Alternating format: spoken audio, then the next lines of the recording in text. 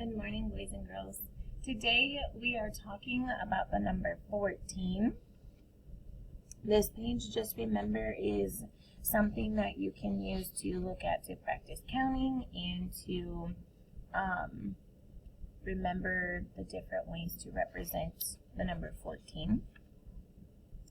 This page is where you trace, decorate, complete the counting, base 10, fill in the tens frame, and then highlight all the number 14 in the boxes. This page is where you trace the 14, practice writing your own 14 without the tracing path, and then practice writing the word 14. This page is our new page for 14. It says, let's subtract with 14. Remember, this is the subtraction sign, and it means to break apart. So we did this yesterday during our class meeting, and I used my cubes. You do have paper versions of these cubes that you can use, but they've also given you some seashells to cut out. So if you cut out these seashells, let's count and see how many seashells they gave you.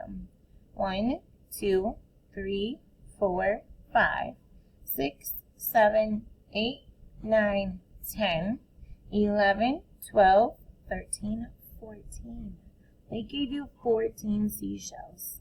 And you need 14 seashells. So you're going to cut these out. You're going to start with 14. So you'll start with all of them laid out on your table so you can see them all. And then this is the number that we're breaking apart.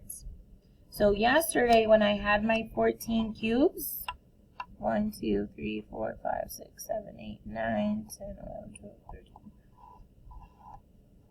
When I had my 14 cubes, and then I said, okay, how many do I need to break apart? And friends would tell me this number is 9. I need to break 9 apart. 1, 2, 3, 4, 5, 6, 7, 8, 9. So I'm breaking these apart. This is how many I'm left with. So I'm going to count how many I'm left with, and then that's my answer. That's the number that I'm writing there. So let's count how many are left. 1, 2, 3, 4, 5. There's 5 left. So 14 minus 9 equals 5.